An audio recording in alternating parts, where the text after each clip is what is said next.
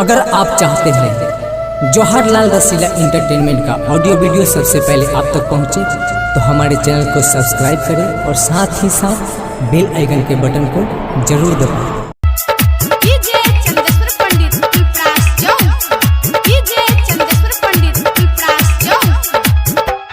चोलिया में रंग हम डालबो गोर गलिया में लगेबो अबीरिया गे जा गोर गलिया में लगेबो अबीरिया गे जा हाँ हाँ गे चोलिया में रंग हम डालबो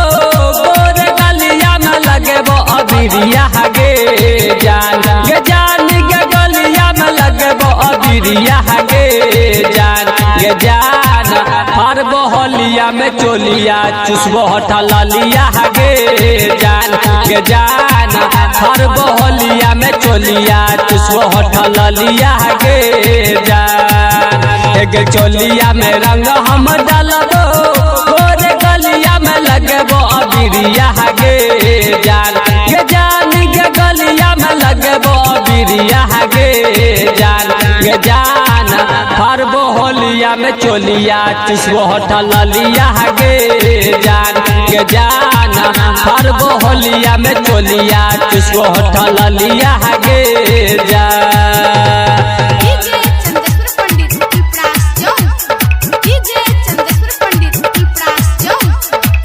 हर बहलिया में चोलिया चुसबो हटलिया गे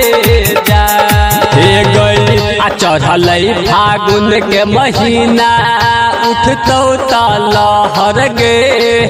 भीतर ही में रंग लगेबो लगतो बरसर दगे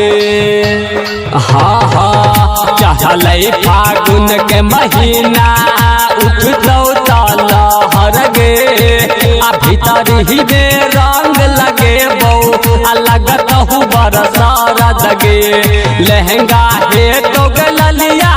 तोहरा गलिया है तो अब करिया गे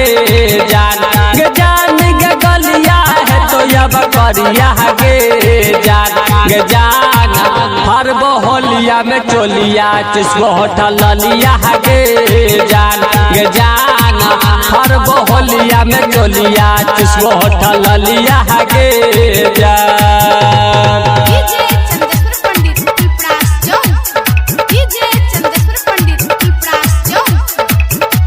बहलिया में चोलिया चुसबो हटलिया गे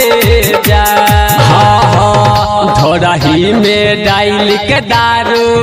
पीबो तरम गे परमोद में सतोरा करतो गरम गे हाँ हाँ धोरही में डाइल के दारू पीबो तरम गे परमोद में सतोरा करतो गरम गे जवाहरलाल रसीला तोहर लहंगा कतो अब गीला गे जान गे लहंगा कतो अब गीला गे जान हर बहलिया में चोलिया चुसबो हटलिया गे जान हर बहलिया में चोलिया चुसबो हटलिया गे जान प्रेजेंटेड बाय रसीला म्यूजिक।